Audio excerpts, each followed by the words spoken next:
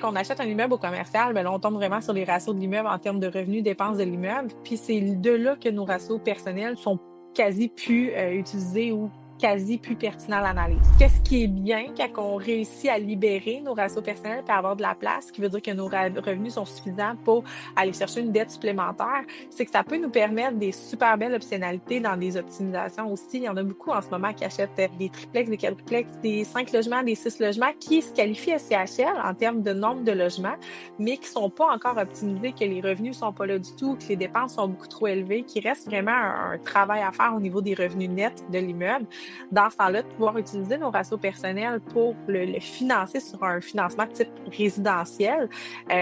ça peut être une belle porte d'entrée au niveau de la question parce que dans ce cas-là, on va réussir à financer jusqu'à 80% de la valeur marchande, ce qui fait, quand au commercial, ça nous donnerait environ 45, des fois 50%, puis des fois moins que ça encore si l'immeuble est vraiment pas rentable.